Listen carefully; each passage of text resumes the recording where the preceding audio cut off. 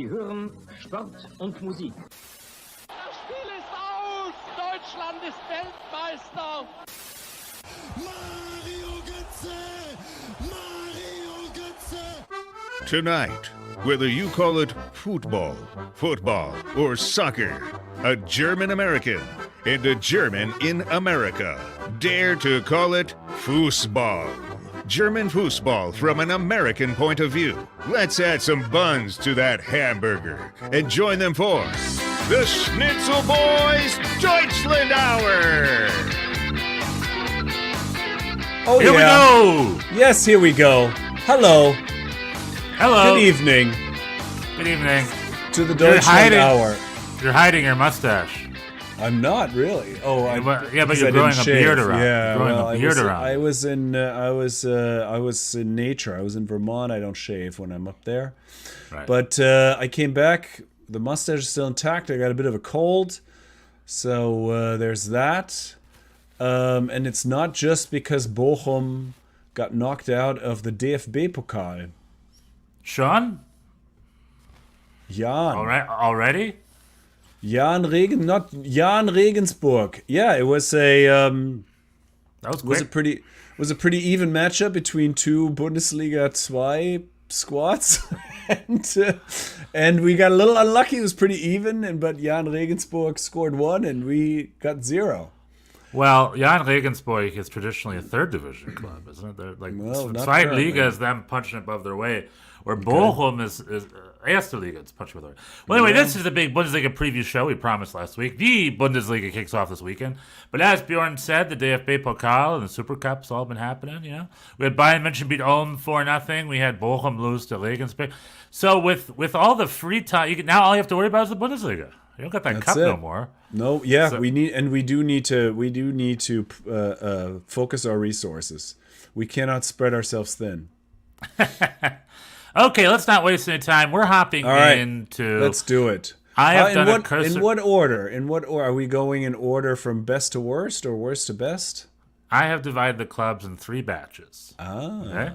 Okay. There's a batch of the Fight Club clubs, but unlike Fight Club, we will talk a lot about them because the rules of Fight Club is you don't talk about Fight Club. Right. Or what's it better? Except The relegation. Let's call them the Relegation Club. It's called the Relegation Fight Club. How about that? Ah, that's the first. So we're going from the bottom. And then there's the mid-table boys. Mm-hmm. And then there's the Elite 5. It's the top 5. Okay. And there's 5 this year, which is new for us All right. Germans. Yeah, I think I can guess who they are. Maybe. Well, let's go. Well, let's, no spoilers let's get now. there. No No spoilers. spoilers. Yes. But anywho, okay, so we'll just one. So, like I said, we've got the cups and whatnot, but the Bundesliga is kicking off this weekend. Long summer, Germany in the Euros, players playing in the Euros, players playing in preseason, transfers, buying and selling and resting and boop, boop, ba, ba, ba. But that is ending. England, Italy, and Spain all kicked off this past weekend. But Germany waits a week. They kick off this upcoming weekend, so we get to see. There are so many. We're gonna batch it by clubs. We're gonna talk about ins and outs, and then we're gonna talk big questions. And at the end of it, we're gonna do a little bit of a predict, I believe. Other big questions we have, and then we'll call it a day. Okay. Yeah, sounds good. So for the Relegation Fight Club boys, I will start with the 2 newbies. We got 2 newbies this year, 2 guests. Mm-hmm. One who has never competed in the Bundesliga in Holstein Kiel. Is that true? I mean, honestly, I did not Google it. I just said that right now. Do you have a memory? You've been watching longer than I have. Do you have a memory of a Holstein Kiel up in the first top division? I'm gonna look it up. I don't think so, but they've been sort Google of close it while I to it for a while. Yeah. When I was rooting from the 90s onwards, Holstein Kiel always like a 3rd, 4th division little club.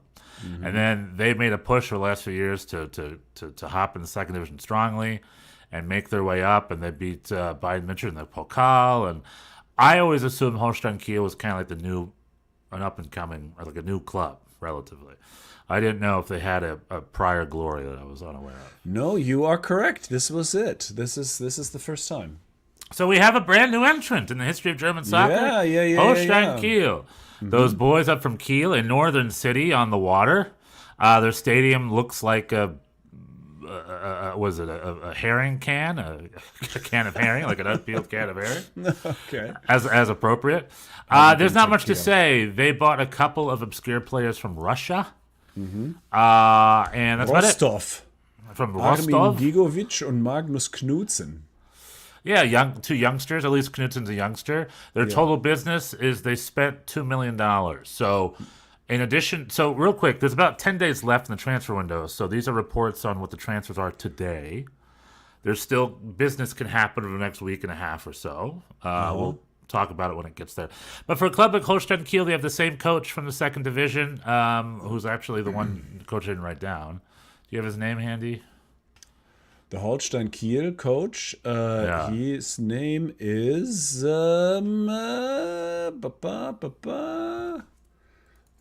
nope, no idea. Anyway, Holstein Kiel, there's no big news with Holstein Kiel.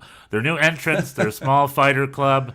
Like I said, they knocked Bayern München out of the DFB Pokal 2 seasons ago in penalties. It was a fun game up in Kiel. Now they're in the Bundesliga trying to survive. They spent $2 million on players over the summer, or they have a negative of an in and out. They have a negative $2 million revenue stream for the summer, which for a small club is pretty daring, especially a club of their size. And their coach's name is Marcel Rapp. Marcel Rapp. Yeah, Marcel Rapp is I mean, obviously, as a fan of VfL Bochum, I will judge all the relegation fight candidates as do I think we have a chance to be ahead of them? And Holstein Kiel makes me feel better about. I mean, we're going to get to Bochum, and I have things to say, but they are trying to stay up with the Bundesliga 2 roster. Yeah, and Holstein Kiel is similar to Bochum, and that it's a Bundesliga 2 roster. They're going to be scrappy and they're going to be fighting. There's no tiki-taka coming from them. Mm-hmm. All right, the next club, which is a big enigma, is the St. Pauli. They are definitely returning to the Bundesliga. Similarly unchanged.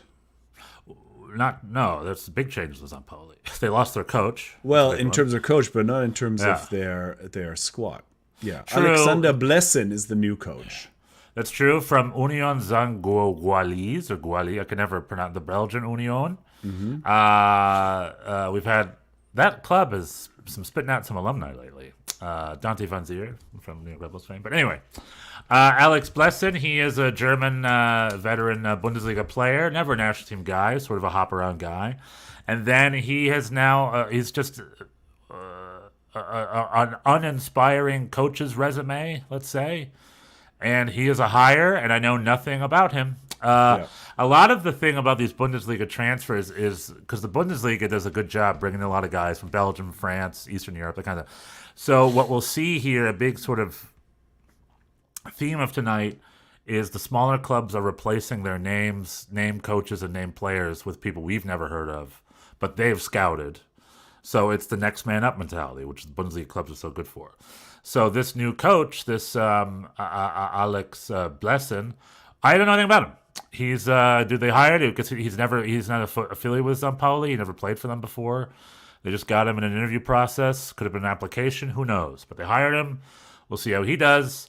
But the Fabian Hürzeler, the American-born German coach, who was like the big, hip, new young coach, he went to Brighton over the summer. So they lost him to Brighton, and that's a big loss. The other thing is one of their what was his name? Marcel Herzl. What's his name? The guy who went to St. Louis.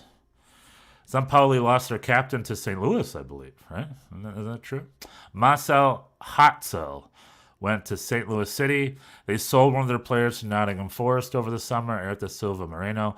They brought in Finn Stevens, a young Welsh Englishman from Brentford. That was their big spend over the summer at $600,000. And they have a couple loanees coming in. So, small business, they're in the whole $300,000. So about breaking even, but a little under than breaking even. That's St. Pauli. They will also try for a fight to stay in. What's traditional with the new promoted clubs, usually one of them always does very well, and one does less well, right? And between Holstein Kiel and St. Pauli, I'm going to give it to St. Pauli that they're going to come and swing it. What do you think?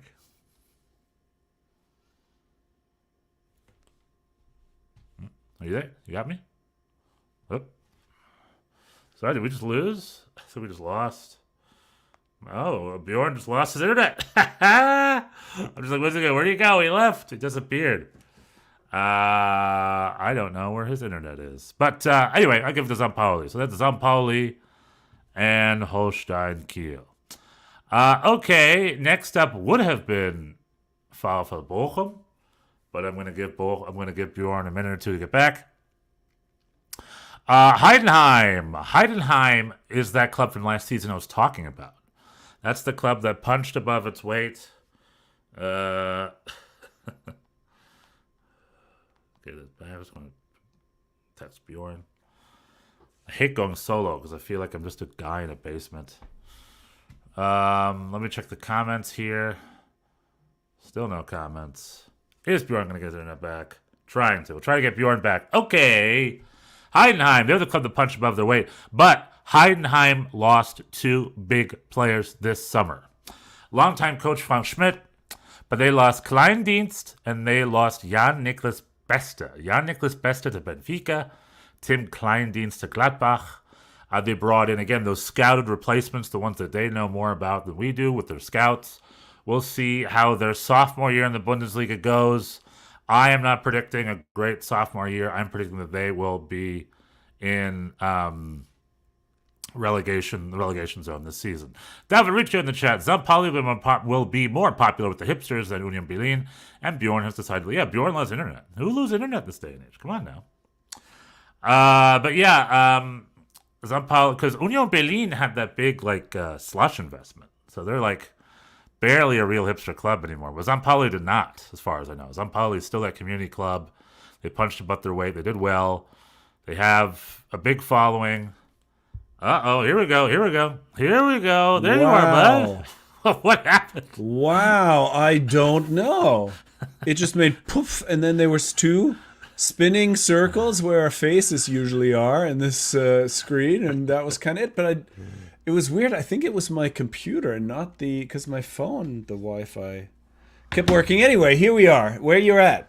I just finished talking about Heidenheim. Heidenheim. I left to ask you a question, and then there was a long pause because I'm on another screen right now. So I went back and realized I'm the only guy there. So I'm like, oh, Bjorn's unmuted. Anyway, the question was, so what I said was between Holstein Kiel and St. Pauli, yeah, usually one floats and one sinks. Like last year, Heidenheim got in there. So between the two, who do you think is the one that's going to float? I mean, I think Holstein Kiel is the one that's going to float. I think St. Pauli, the loss of Hürzeler, the coach, who seems to be doing very well now in the Premier League. And a 3-0 win over Everton, right? At Everton, yeah. By 3. I think that's a big. I think he was good for them, and I don't think that's that easily replaced. So I think they're going to have a little bit of growing pains, and that's gonna. And they don't have a lot of room for error with that squad. So I'm betting on Kiel over St. Pauli. If I have to pick one of the two. I was the other way around. But that's why it's predicts. Just because St. Pauli's got a spirit to it. But you're right. I mean, Fabian Hürzeler was it, and he's gone. So Heidenheim had 2 big losses. Quick. Heidenheim lost Tim Kleindienst to Gladbach and Jan-Niklas Beste to Benfica. Yeah. And replaced him with the scouted. So I think that's a big loss in their sophomore season. I think Heidenheim's going to struggle this year, personally. But they had great business, and they made $13 million over the transfer window, which is great. I mean, you would imagine, right? Like they really overachieved last year, and there's got to be some regression to the proverbial mean, and they did lose some key players. So yeah, I agree. I mean, Kleindienst is huge. Kleindienst was like their star last year, and then he's off. The minute they can make money off him, he's off. All right, next up's Bochum. Yeah. Talk to us about Bochum, Bjorn.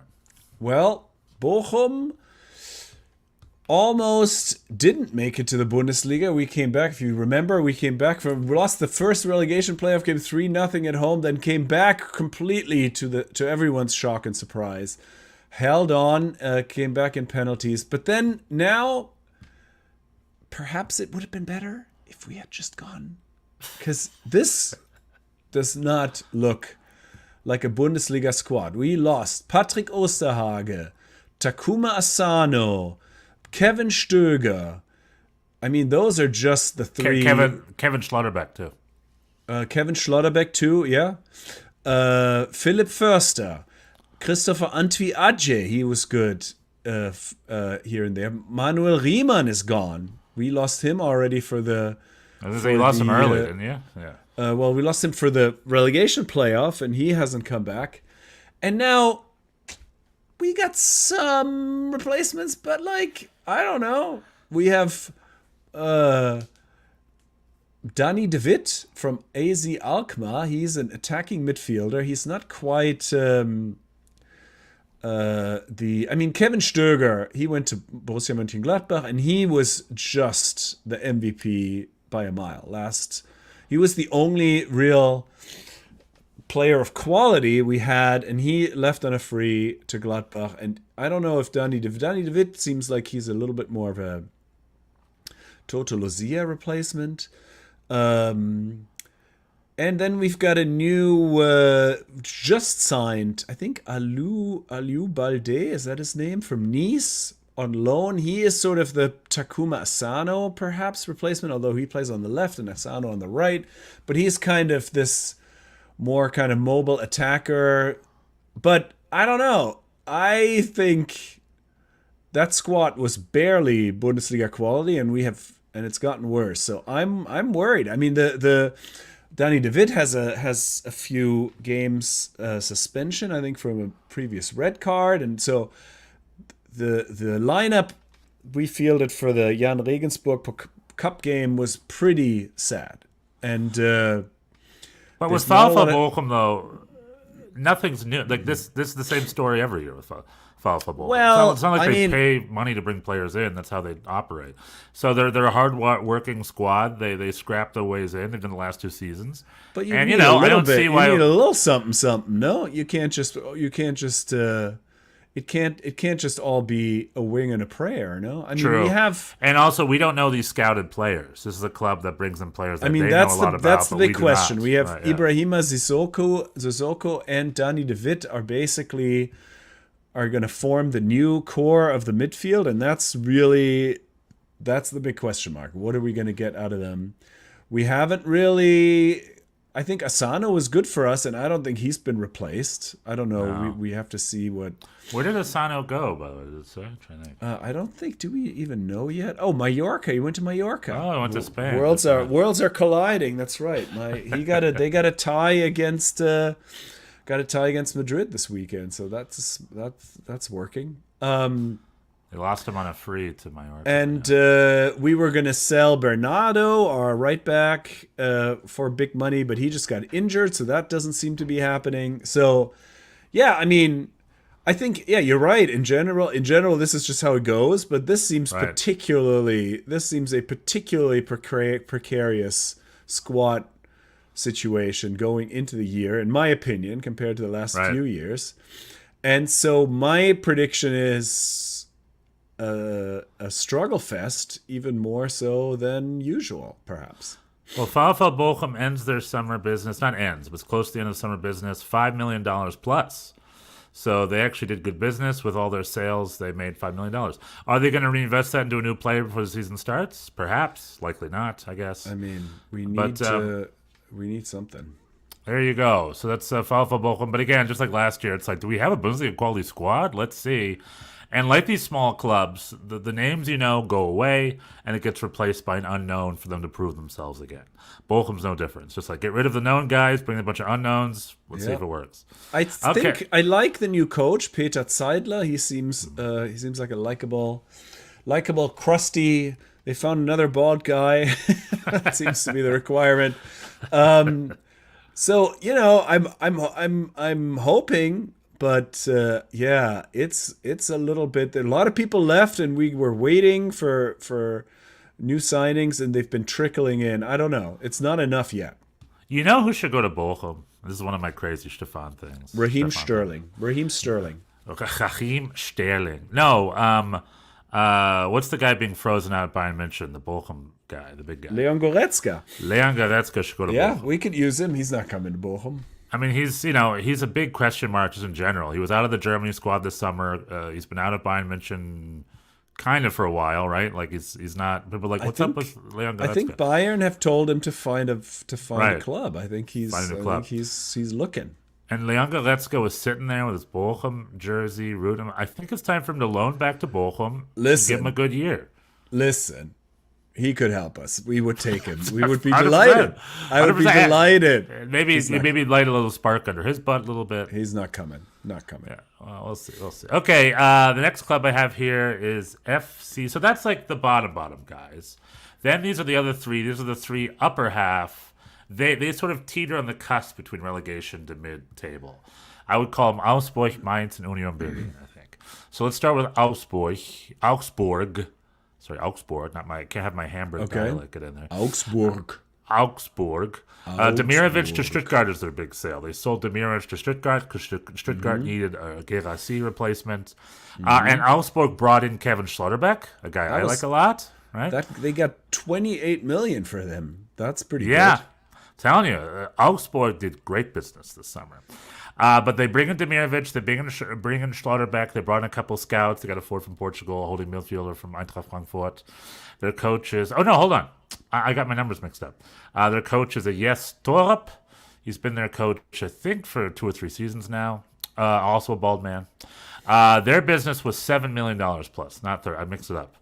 $7 million richer after the summer. So again, they made a little money off the Demirovic sale. And yet they got Schlotterbeck. They got Marius Wolf from the right back from Dortmund. From Dortmund on a free. Yeah, it's good business, I think, for them.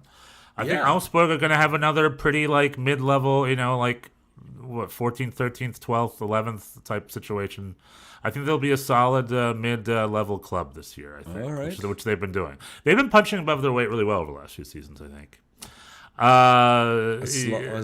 Once they got rid of Ricardo Pepi, that didn't work. Yeah, Pepe kissed it. All right, next up is Mainz. Mainz, they had by far the best business, the small clubs. They sold a guy to Brighton for $30 million. His name escapes me at the moment. I'm looking. I've got like 3 or 4 different screens here. Brian Gruda, the right winger. Right winger. They sold him to Brighton, England, Cha-ching for $30 million.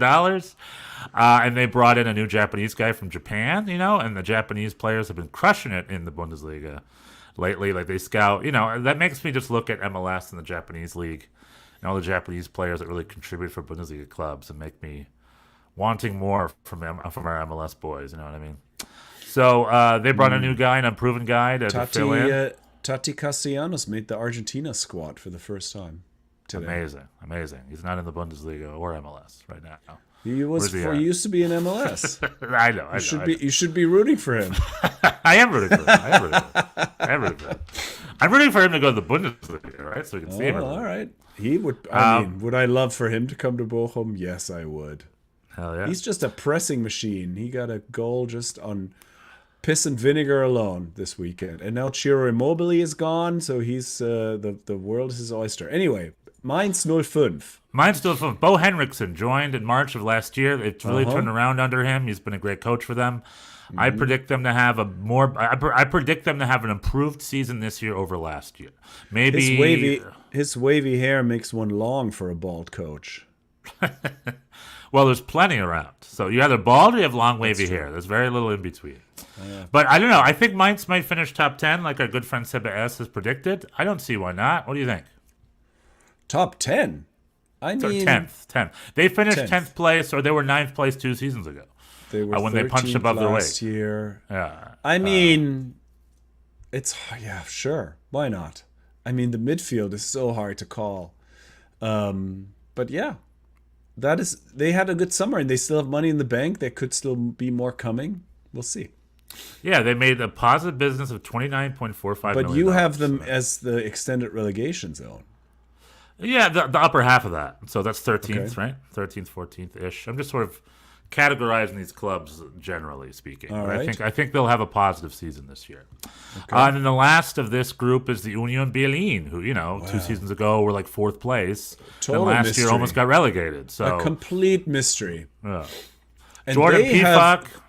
And they've had a lot of turnover. Oh, yeah. Yeah, they have. I pretty much just wrote obscure signings. A lot of scouted signings. Just a lot of guys that we don't know. A bunch of unprovens. Jordan P. Fox coming back because his loan to Gladbach is done. Who knows if he'll get minutes, if he'll be a thing anymore. Coached by Bo Svensson, who replaced that great Swiss coach I liked so much last season. Whose name? So many names. His name escapes me at the moment. What was the name of the Swiss guy? Urs Fischer. Urs Fischer, yeah. Who I think is still looking for work, right? I think so. Perhaps. He's around, boys. He's around. He might be the first replacement coach of the season. But yeah, so it's Union Berlin, total unknown. Just if you want, either they'll get relegated or they'll win the Bundesliga. It's one or the other. It's really, I mean, they needed to straighten things out. I mean, they had so many players. We felt good about them. We really felt good about them before, but they were disappointing. And now, I mean, on paper, they haven't done anything to make you say, "Oh, there's going to be a dramatic turnaround." But yeah, big question mark. They slimmed their roster. Their big issue was they had 30 players, a bunch of newbies. They had a bunch, they had the Italian guy. The big Italian guy was there, and because they were Champions League club, they brought in all this big talent. And it just messed everything up. So now they're being brought back to earth. They have, I believe, a reasonable 25-person squad again, or whatever it is. They slimmed it down. So I think that's the one saving grace for them is they're being brought down to earth. Maybe they can fight for a middle-of-the-pack finish, which for a club like Union Berlin would be great. Because finishing fourth place was very much punching above their weight. You can't. They're not a top four club. They can't expect to be a top four club. But, maybe the Europa League is what they're shooting for. We'll see. Brendan Aronson is gone. One less reason for Americans to watch Union Berlin. What is he? But did you hear what I just said? Did you hear what I just said? They got back Jordan Pifak.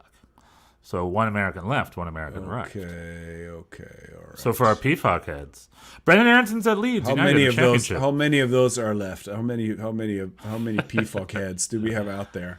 Hey, I want to score 30 goals. Who would self-identify? How many people would self-identify as a PFOG head? Are you a PFOG head, Stefan? You used to be a PFOG head. Yeah, but are you still? Are you still? Jordan, Sabachu, Pifak, I got my eyes on you, baby. 30 goals this year, my friend. 30 goals for Union. Whoa. I think he would be delighted with 10. I'll take 10.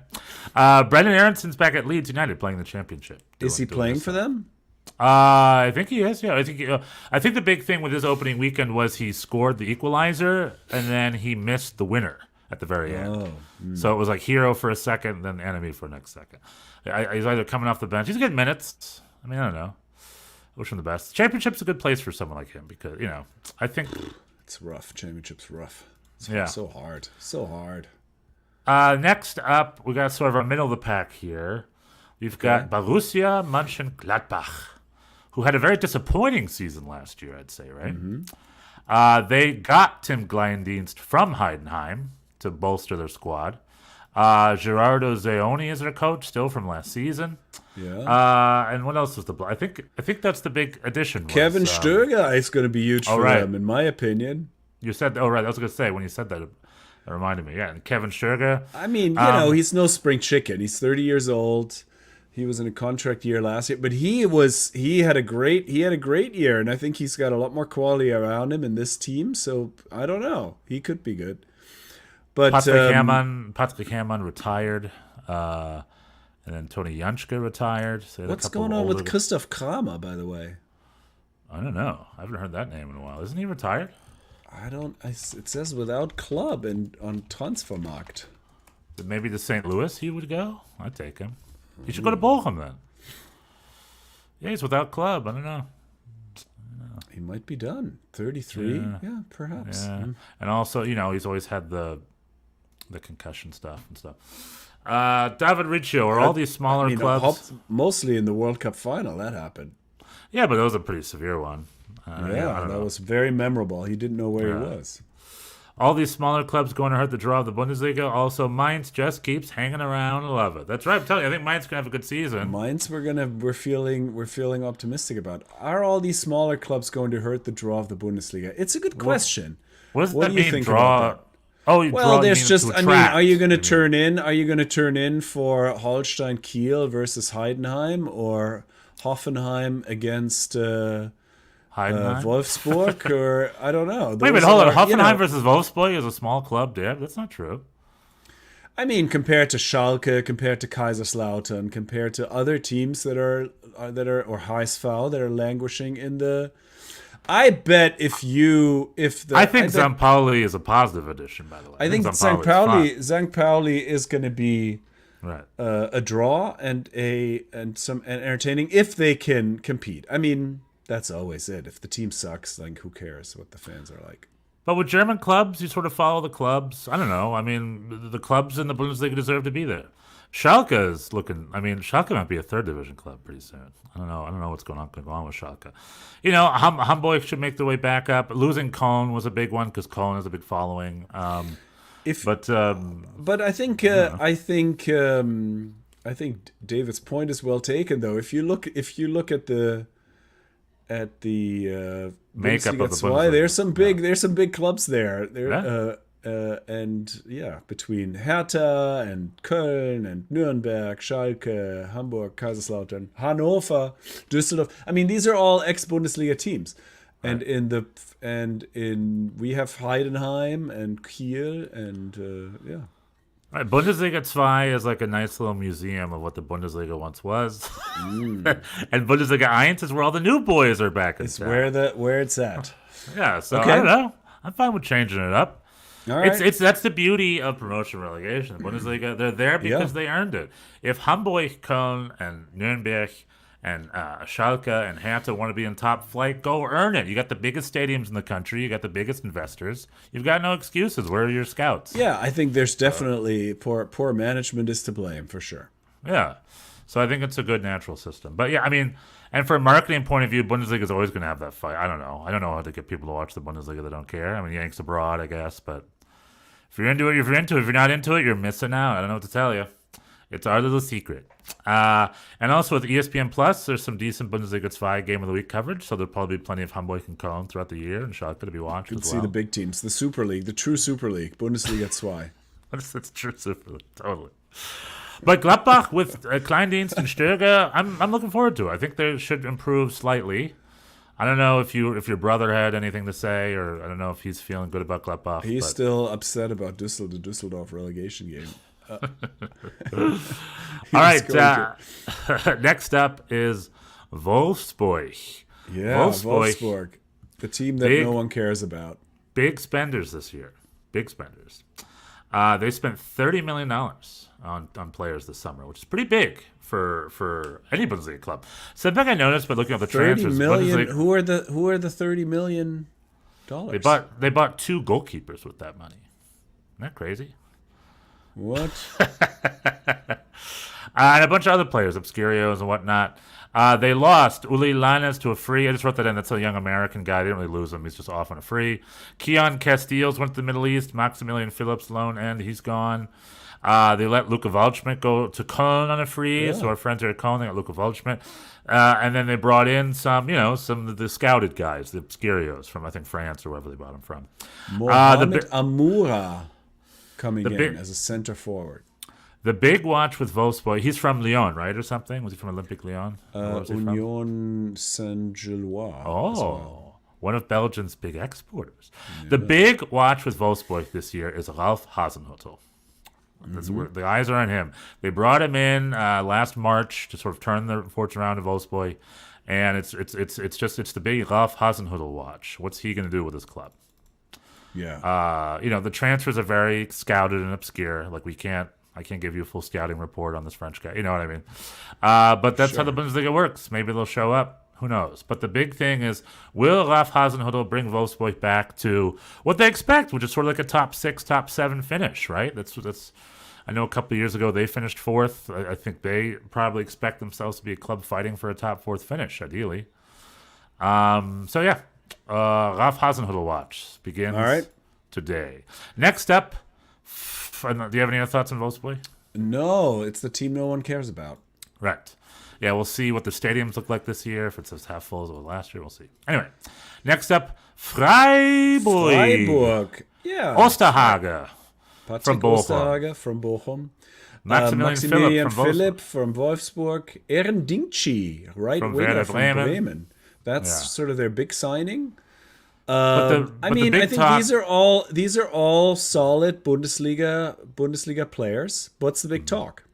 Well, I was saying that the big talk with Freiburg, just like Wolfsburg, is coach watch. Freiburg, the big news was Christian Streich stepped down last season, and his longtime assistant, or at least for several seasons now, Julian Schuster, total unknown, will take over as head coach. So now we're watching Julian Schuster. You know, for some of these clubs, the story is the players. For some of these clubs, the story is the coach. Yeah, I think for Wolfsburg and Freiburg, the story is the coach. Freiburg without Gerhard Streich is that's Christian Streich. I keep calling him You Gerhard. know, you I always did call that him last year too. You got Struber on the head. Gerhard Struber. Oh, the Köln future Köln legend, Gerhard Struber. Christian Streich. I'm sorry. Yeah, that's big. That's a big change. He's been there forever, and so we'll see. I mean, they went for continuity. They promoted the assistant, and we'll see how that goes. Yep, so that's the watch. Julian Schuster, Freiburg. Werder Bremen, no major changes. Christian Gross retired. They got, again, a scouted guy from France to replace him. Ole Werner, coach since 2021. Their Dinkci business is to negative. They lost Dinkci to Freiburg. Their net spend was negative 1.8 million over the summer, but again, the market's not closed. So for them, no big changes with Werder Bremen. I think it's just business as usual for them. Yeah, I agree with you. Yeah, they were happy with their finish last year for sure, and Coming up from the second Bundesliga. Yeah. So I think they will face. Well, this was their second year, right? Coming up. Was from it? Yeah, Coming it up from wasn't the the Bundesliga? first. It was Darmstadt and Heidenheim. But yeah, they single digit finish was good for them, and I wonder if they can hold that. I mean, all these teams. If anybody can give me the exact order in which Bremen, Freiburg, Augsburg, Wolfsburg, Mainz, and Mönchengladbach are going to finish, like, more power to you. I think those are like they're all. We will. That's our Very next similar. segment. That's our next segment. So All get right. your order ready. Okay. Next up, Hoffenheim. Pellegrino Matarazzo watch. Yeah, the he is so couldn't shut up about how much he loves his job at Hoffenheim. But apparently, due to kicker, a lot of scrutiny is on him. He's on the hot seat or whatever because of the new management. And with this whole U.S. soccer news with him over the summer about him linked to the job and blah, blah, blah, and this and that, it does seem that people are against him, trying to trash him in the press. Some the chief player, Kramaric, had to come out in public and be like, no, I support the coach, blah, blah. Seems there's a lot of behind-the-scenes stuff with Hoffenheim this year. Yeah. But they had big business. They sold Maximilian Bayer to Dortmund for $28.5 million. Yeah, They brought in a Bayer Leverkusen squad player to replace him, that Czech guy who didn't get a lot of minutes, right? Or am I underselling that guy? You're talking about who are you talking about? Hadam Locek? Yeah, the Bayer Leverkusen guy they brought in for 18 No, he was million. pretty good. I mean, he had a lot of competition, but he wasn't bad. And then they got a guy from Austria for $9 million. And then Alexander Prass. plus, and then there you go. Again, the story of this is Pellegrino Matarazzo. How's he going to do with his boys? And also, John Brooks is on a free. He was released. Where's John Brooks going to end up? Or him and Christoph Kramer in a little special club off, They're off, gonna have the off in the center sunset? back. They're gonna start the center back bar in Mallorca. Yeah, Wout this guy Weghorst is at Burnley, Yeah. but he was on loan anyway. So Right, so he's back to Burnley, right? Yeah. yeah, Hoffenheim. I guess there's a lot going on behind the scenes. Not the boring club that they're often purported to be. Yeah, I would throw them into that mix of like, who knows? I'll be curious to see how Pellegrino does. And Hoffenheim definitely, because Hoffenheim expects also a European finish of some sort. So we'll see if they end up in a European spot. Next up is Eintracht Frankfurt. They sold William Pacho to PSG for $40 million. $40 million. Big money. Big money. They brought in, but then they brought in someone from PSG right back for $16 million. So they did a little bit of a trade with PSG over the summer. Hugo Ekitike. Yeah, what's his position? Is he He's a center forward. He's a striker. striker? So he's not. It's not like for like. Pacho is a center back. So he's going to be a striker. I mean, they spent some money on firepower. They have Kan Uzun from Nuremberg and Christian Lichtis from Hungarian. These are both attacking midfielders. So they got Robin Koch from Leeds, who's a decent center back. So Rasmus Christensen from Leeds, another very good right back. I mean, these are good players on paper. They had big business. They a lot out, a lot in. They also they bought someone from Nuremberg for $11 million. That's good business for Nuremberg in the second division. Yeah. The China. I mean, he's 18 years old, so he's not going to be plug and play most likely. But I mean, $11 million on an 18-year-old from the second division. That means they scouted him and they feel. Yeah, he must they be definitely pretty feel. good. American news is, I guess there's Nathaniel Brown, who is a German-American. He's on the squad. And then Paxton Aronson, Brendan's brother, is on loan to FC Utrecht this year, I believe. Something he did last year. Oh, I did not know. Okay. Oh, yeah, right. Uh-huh. Yeah, that was last year, I believe. Yeah, they're he extending needs to that be in. on loan. Yeah. Okay, next up. So it's Eintracht Frankfurt. Big business for them. They're also going to want a top 10 finish. Eintracht Frankfurt, blah, blah. Hold on. Okay, next. Okay, so that was the middle of the pack crew. Now it's time for the elites, the big boys, the big business. Because so far what we've seen big sales and scouted unproven replacements, right? That's sort of been the name of the game for the small, the mid-level clubs. But for these big clubs, there's no unproven replacements here. I would they say they bought finished products, all 5 of these clubs. Okay. I would say Frankfurt. That's a statement of intent. They're trying to get in there. They're trying to get into the top 5. Yeah, $20 million forward from PSG. Yeah, I guess it does. I mean, they were 16 points behind. We had, obviously Bayer Leverkusen was running away with everything, but then we had Stuttgart to Dortmund was 10-point gap, and then Dortmund to Frankfurt is 16 points. So they needed to do something if they don't want to lose touch with the top group. But anyway. Also, Eintracht Frankfurt, this, I believe, will be Dino Topmuller's first full season because he was a replacement last year, I think, during the season. So, first full season for Dino Topmuller. Okay, the elites. Let's start with the... I was going to say, let's start with the... Where do you want to start with the elites? You pick. I mean, if we go from bottom to top, but Dortmund is first. So Dortmund... Right. Big summer. Dortmund had a big summer. Big summer. I mean... Big summer. Yes. They also... Oh, I'm about to lose the internet in a second. Okay. I mean, they had a big summer. You're correct, but they needed a big summer because they lost some quality. Let's not forget Füllkrug to West Ham, Marius Wolf. Okay, whatever. But Marco Reus, Mats Hummels to the mighty. Hold on, mighty LA Galaxy. So mighty that Borussia Dortmund bought a full-page ad in the LA Times yesterday. Did you know that? It's not every day that Borussia Dortmund buys a full-page ad in the LA Times. And they said Royce, to announce Royce's departure. The ad is a blank page and says Royce, Ibrahimovic, Beckham, in that order. Borussia Dortmund. That's what it said. Cheeky. Isn't that fun? When was the last time a German club went to LA and freaking splashed? Wow. Okay. Well, good for them. But yeah. But they lost Marco Reus. And Marco Reus, Mats Hummels. The two big ones, Ian Maatsen, who they really wanted to keep, left back, who went to Chelsea for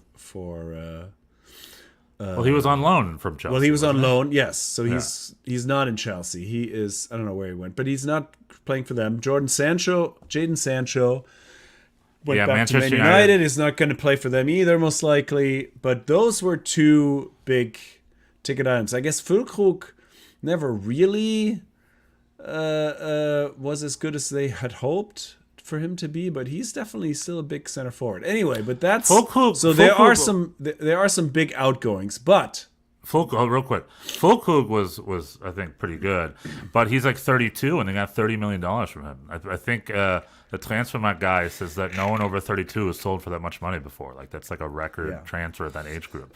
So I think they just had to go for it for England, for West Ham. For sure. I'm sure they would have kept him if there was no offers. I think they're just like, we have to sell him for this kind of money at this age. We have to. Yeah, and I think that's fair. Yeah, and so I thought it was good business. But but then those were the outs. But they had some big ins over the summer. Yeah, Pretty much they looked at Stuttgart and they're like, I'll have what he's having. So they said to Stuttgart. So who'd they bring in, Bjorn? Bring us home. Serhu Girassi. They have brought in 2 strikers. Girassi, who was great for Stuttgart, and Maxi Bayer from Hoffenheim, who had a kind of a, I mean, calling it a breakout Euro is overstating him. He didn't play all that much, but he looked really, he looks like, he's got something going on. I mean, they I think Mukoko is still not officially gone, but there was some. I think they're kind of giving up on him as the future, and Maxi Bayer maybe now the future at center forward for Borussia Dortmund. But the present is Guirassy. My favorite one is Pascal Gross from Brighton. I think he's going to be great for them. That for a $7 million fee, I think that's a bargain. I mean, he's 33, so. But he still has gas left in the tank. He hasn't. Yeah, and he plays in a position that is a little more has a little more longevity, hopefully. But they brought in 2 key players from Stuttgart. They got Guirassy, the scoring forward. And they also got Waldemar Anton. And Waldemar Anton, the center back. Yeah, well, they needed a replacement for Hummels.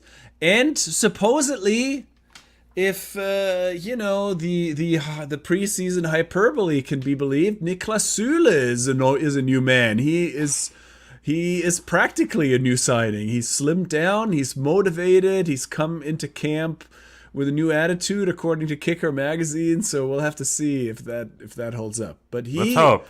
He has, obviously been underachieving. He didn't make the Euro squad, and presumably that was a wake up call for him. So. He's had a few. He's gonna try. Yeah, I don't know. We'll see. Giorena still on the squad. I don't know. We haven't heard anything about him. He's not gonna play for them, is he? The other signing I want to bring up, no, Giorena. I mean, no, I don't. That's sort of more for the USA Hour. He's on my list of holy crap. These Americans need a new club yesterday list. Yeah. Giorena's back to Dortmund. I mean, I don't. I mean, he'll probably see 0 minutes. I don't know, 2-3 minutes. You know what I mean? Giorena is not in new coach Nuri Sahin's plans. But the other signing I want to bring up is Jan Koto in from Man City on loan. One of those, Borussia Dortmund's done a good job finding youngsters from English squads that people don't really know much about, and then really showcasing them. And this Jan Koto could be the one for next season. But I'm telling you, they got older people gone, grumpier people gone, and replaced them with the new up-and-comers. Right, Maxi Bayer, Waldemar Anton, and Guirassy coming in to replace Füllkrug and Mats Hummels, and Marius Wolf and Marco Reus. Pretty much it's a refresh. Young and fun and energetic. Nuri Sahin seemed to have had was a really good addition to the club, because when he joined the coaching staff, that's when Dortmund had that second half year upswing. So, but this is Nuri Sahin's first full season as head coach at Borussia Dortmund, something to keep an eye on. But yeah, Giorena watch. Question mark. I would love, I thought he was going to be loaned to Olympique Marseille. I was all about it. Giorena just needs to go somewhere to play, and they say yes, sir, no, sir, and do his job. Dortmund ends the summer in the hole, negative $46.6 million. Money well spent. Money well spent, we hope. But I look at that, and I think that's them being like, they're going for it, right? They're like, we're going for it. They got the future in mind, and they got the Germans' best new prospects in mind. Okay, so that's Dortmund. As you can tell, I'm pretty high on Dortmund. Next up would be RB Leipzig. Typical Leipzig, it was all about the business. They made $22 million. They sold Dani Olmo to Barcelona for $40 million, I believe, $50 million. 55. 55. That's a lot. That's a lot of money. I mean, Barcelona deserved to go out of business. Like, that is too much money for Dani Olmo. He had a great Euro, but that's crazy. Hey, I mean, I guess they would like us. They like a Spanish player, but that's overpaying. But that's RB Leipzig. Good business. There you go. Marco Rosa, how's he been? Julian Blaswich, they sold him to Salzburg this year, I guess. Well, he was like the German keeper real quick for a minute there, wasn't he? Right, 6 months ago. Am I missing something here? Blasvich? Right? Yeah, the goalkeeper, Julian Blasvich. Or am I Janis missing something? Blasvich? What is his? What about him? He was sold to Austria for pennies. Oh, right. I thought he was Germany's goalkeeper 6 months ago. Germany's goalkeeper? He got a German call-up. Do you not know who this player is? Janis Blasvich got a call-up? Okay, if you say so. I mean, he's not going to play. Janis Blasvich was part of the German squad not like 6 months ago. So anyway, they got rid of him. Now he's off to Österreich. I just thought that was an interesting thing to look at. Okay. Oh, for him to... Well, okay. Why would a keeper who replaced an injured Galashi all of a sudden like be keeper of the month or whatever, get a German call-up? Right now he's off to Austria. I don't know. Goalkeeper is a very, very tightly congested position in Germany. There's no room for error. Yeah, and I got no room for him in the Bundesliga anywhere. Okay, so that's RB Leipzig. They're happy with their business. There's not much to say soccer-wise. A bunch of well-scouted folk, and there you go. How's Marco? Well, I think their biggest coup is holding on, if that in fact happened, which I think it's holding on to the Dutch player. Oh my God, no, I can't. Xavi Simons. Yes, him? exactly. Yeah. I think that's the biggest coup that they kept him. They're just holding him on for another. They're just holding him on for another 6 months or a year. They're not keeping. Yeah, but that's good. Time. Well, that's good that they kept him. Otherwise, I would have said RB Leipzig is going to take a step down. But keeping him is important. Well, of the elites, they're the only club that made money this summer because that's RB Leipzig status quo. I don't think they're ever not going to make money. That's their whole point. They're a player factory. Okay, of the big three, who do you want to do first? Bayern, Stuttgart, or Leverkusen? Let's do Bayern. Okay, Bayern München. The big story with Bayern München is not the players; it's the coach. It's Vincent Kompany watch this year. Vincent Kompany. They couldn't find a decent coach last year. Everybody and their mother said no. No one was interested in the whole coaching saga, so they surprised all of us with this bonkers obscure hire, and Vincent Kompany, whose last gig was sending Burnley straight to the championship or whatever it was. No, was it Burnley? Who was it? It was Burnley. It was right? Burnley. It was Burnley, yeah. And he first got him up, which was good, and then they went straight back down. And he got promoted to Bayern Munich. Head coach. Yeah, all right, a little bit of a head scratcher. They sold De Ligt and Mazraoui to Man United. Malik Tillman to PSV, which is not just a side that's an American story. But they got this Mathieu Olise from, was it PSG they brought him in? Michael Olise, yeah, from Crystal Palace. Oh, no, from Crystal Palace. And then Paulinho, the guy that Tuchel wanted. And Paulinho that they wanted previously but still want. I think this is a fun team, potentially. Why? I think I like that signing. Olise, he's sort of like a upgrade, rejuvenation, is that a word, for Kingsley Coman, or they needed a little more oomph on that side. I mean, Gnabry wasn't that good, was hurt a lot. I think the D-mid, that was the question mark all season. They got their man in Paulinho. I think Ito. That's Tuchel's man. They finally got the man. Yeah, Tuchel I mean they must still like him. Brian Zaragoza, I think, is a very good pickup for them. I don't know if he's probably not going to start every game, but that's a good depth piece. I mean, the question mark is the defense, right? They let De Ligt go, who I thought was their best center back for most of last season, but they got Ito instead, who was good from Mainz, right? From Stuttgart. Oh no, from Stuttgart, yeah. And so yeah, I think they're going to be interesting. But yeah, Vincent Kompany, big question mark. Are they really going to challenge these other teams? I think they're going to pass Stuttgart, but I don't know. What do you think? Yeah, for me, big players up, big players in, big business. Bayern München, the biggest loss of all, not unexpected. As of right now, they're $69 million in the hole over the summer, which, again, they're expected to. They always spend. And then the Jonathan Tah watch is still happening. It's still a back and forth. It's that's still a big one.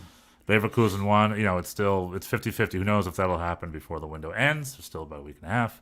But for me, the big watch is Vincent Kompany. What's he got? What's he got for us? All right. Next up is Stuttgart. Stuttgart had a very, very excellent season last year, very surprising. And then over the summer, they were just raided left and right. People were just coming at Brighton, wanted to keep Undav. Yeah. Bayern bought, Dortmund bought, like I said, Guirassy and Anton. So it was tough for them to keep their guys. But at the end of the day, they were able to keep Dennis Undav. That's a big coup for Yeah, Stuttgart. but they had to spend $25 million on him and 27 million euros on Undav and 21 for Demirovic. I mean, that's a lot. As a Guirassy replacement, right? Yeah, that's a lot of money. Yeah, they made a lot, but they spent a lot. Yeah. Yeah, and they lost Ito and Anton. Those are big losses that they really. And Guirassy, also hugely. He was their lead scorer. I believe. Yeah, well, that's what I'm saying. But he has him and Undav and Demirovic will replace him. But Anton is kind of Anton and Ito. They really don't have an obvious replacement for. I mean, they got the guy from Köln and a guy from Toulouse, but that's the heart of their defense. So I'm gonna say Stuttgart got worse this summer. Yeah, it seems, and then for them, it's all about, can Sebastian Hoeneß pull out another miracle? Hoeneß and Stuttgart were overshadowed a little bit last year from Leverkusen and Xabi Alonso. But, what Sebastian Hoeneß and Stuttgart did last year was also very impressive. And now it's the ball's in Sebastian Hoeneß's court. Okay, you can't keep your players. You got new replacement players. Can you do it again? You know what I mean? So for Stuttgart, the big question mark is, can they have as positive a season this season as they had last season, or was last season kind of a fluke for them? But a good fluke. So we'll see. Stuttgart are one of the big, kind of like Union Berlin, a really big mystery. It's hard to predict to Stuttgart. And then last but not least, Leverkusen. They were the darlings of last year. They are the defending champs. They won the domestic double last year. They brought in 3 guys, 2 from France, 1 from Spain, again, scouted guys. I can't really report on them. We'll see how they come out. I mean, no, go ahead. I was gonna say, but with Leverkusen, it's about it's a team. It's a team. It's about the team. So, are they still playing with that same spirit and Akumen they were playing with last year? Well, and I mean, I think the big news is they held on to almost everybody. I guess the Jonathan Tah thing is the big question up in the air. Left. Yeah. But everybody else, Florian Wirtz is still there, and Boniface. Everybody stayed. So the opposite of Stuttgart. They had the opposite of Stuttgart. So they're Xabi Alonso. So there is no reason to think that they should not repeat as champion. Oh, repeat. Okay, so there you go. That's where the rundown of every club did. Quick, fast, and efficient. As far as the spend, I did a list of certain teams spent, certain teams made money. But the list from the biggest spender to the biggest earner, up top, Bayern München, the biggest spender, followed by, and by the way, this is a net spend. This is the sales minus the purchase, the sales versus the buys, whatever the purchases and the sales subtracted together. So Bayern were negative 69 million, BVB negative 46 million, Leverkusen negative 26 million, and then Wolfsburg fourth at negative 15 million. That's why they're making quite a push. And then Gladbach at negative 7. Most of the clubs end up in the middle here. Gladbach at negative 7, Freiburg negative 5, Holstein Kiel negative 2, Werder at negative 1.8, St. Pauli at negative 300,000. Then the earners, Hoffenheim at $1 million, Stuttgart at plus 2, but like I said, a lot of sales, a lot of buys. So plus 2, Union Berlin at plus 2, Bochum at plus 5, Augsburg at plus 7, Heidenheim at plus 10.5. I thought they had a good summer. Then Eintracht Frankfurt at plus 12, RB Leipzig at plus 22. And the biggest earner this summer, the best business summer, was Mainz 05 at plus $29.45 million. So, there, like I said, the business isn't done. We still have a couple of weeks. But that's the rundown. Okay, Bjorn, a couple of big questions before we get out of here. Yeah. What do you think? What do you think the top 4 is going to look like? Well, I think the top 3 are going to be Leverkusen, Bayern, Dortmund. I think they're going to separate themselves from the rest. And I think the second group of 3 are going to be Stuttgart, Frankfurt, RB Leipzig. Okay. And who's not going down this necessarily in that order. Maybe RB Leipzig, Frankfurt, Stuttgart, I would say. Right. And then there is the enormous number of teams that are incredibly hard to predict. Right. Who are the gigantic? But I think those are the European spots. Those 6 teams, and then we have the Augsburg, Union Berlin, Bremen, Freiburg, Heidenheim, Hoffenheim, Mainz, Mönchengladbach, Wolfsburg. I don't know. They're all going to be somewhere between 7 and 15, and then the 3 relegation teams: St. Pauli, Bochum, Holstein Kiel. All right. So neither Holstein Kiel or St. Pauli will survive the season. They're both going down. You think? Well, one of those 3 is going to make the playoffs, so then who knows? But I think those 3 are in trouble. Okay, my bottom 3 are. I think could be wrong. I'm gonna swing for the fences here. I'm gonna say I think Heidenheim's going down this year. Heidenheim's going down. Okay. I think, or maybe Heidenheim will be in the relegation spot. VfL Bochum, I think it might be time for them to make their way down. And I'm going to give it to Holstein Kiel. So, okay. Yeah, Holstein Kiel, Bochum are going down, and Heidenheim will be in the playoff spot. As far as the top 4 goes, because there's 5 sort of elites, only 4 are going to the Champions League, I believe. That is changing up a little bit, I think. Or is it top 5 this season? You mean, what do you mean? Last season? Who was the top 5? Essentially, are we talking top 4 or top 5? The Champions League spot for the Bundesliga. Well, it's 4, right? Unless we get into that 5th spot is going to be depending on performance. Let's pretend it's 4. Let's pretend it's top 4. Okay. I think Stuttgart will lose out the musical chairs. I think the Champions League clubs will be Bayern, Leverkusen, Dortmund, and Leipzig. Okay. I think the top 4. I'm trying to think if Bayern are going to win it this year. I just don't think so. But I don't know if Leverkusen are going to win this. I'm going to go big, dude. Dortmund's going to win the Bundesliga this year. Borussia Dortmund's winning the Bundesliga. Bayer Leverkusen are going to finish 3rd. 27. They were 27 points back. But this year they're going to be 27 points up, dude. All right. They're going to win. I think Dortmund are going to win. Bayern's Leverkusen 2nd place. Bayern 3rd place. RB Leipzig 4th place. That's my top 4. That's my top 4, man. I believe in Nuri Sahin, man. I believe in it. I believe in the youngsters. I believe in it. Okay, so that is our predictions. The only last bit I want to do here, and this should be a new segment here on the Schnitzel Boys, because of our Cologne fandom, I didn't get a chance to make an audio drop. I'll do it for next week. But the last segment here is called Gerhard Struber Watch. Oh, what should my we call God, it? yes. Ruba mit Struber, right? Ruba mit Struber. Okay. Ruba mit Struber. Over there with Struber. Okay, okay. Yeah, well, we're still workshopping the title. Okay, so they opened with a loss. The second week was a tie. Their third week, here we go. Let me go back here. They won in the DFB Pokal yesterday. They beat Sandhausen 3-2. Oh, so good for Köln, good for Struber. And yeah, I guess their next Bundesliga 2 game isn't until next weekend. Was the Bundesliga 2 off this past weekend? Well, yeah, because of the DFB Pokal. Because of the Pokal. Okay, gotcha. They are hosting Eintracht Braunschweig on Saturday, August 24th. How many goals do you think they're going to lose by, Bjorn? 1-3. 1-3, so Köln 1, Eintracht Braunschweig 3? Yes. Well, but Struber did get his first win over the weekend. Good on you, Köln boys. Good on you, Struber. But Struber Watch continues here at the Schnitzel Boys as we keep a special eye on FC Köln. And also my Hamburgers. How did that happen? How did that happen? How did that happen? How did the Hamburgers do? Who does he have pictures of? Oh, he's got pictures of. Hamburg beat SV Meppen 7-1 yesterday. Good job, Hamburg. Good job, Hamburg. Well done. All right, we gotta switch.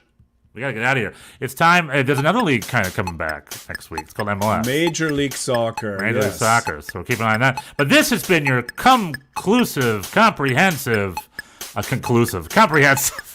We've made our own conclusions, but they're open to things. Comprehensive Bundesliga season preview. Who else is going to do it in 1 quick hour like we did? There's a big midfield.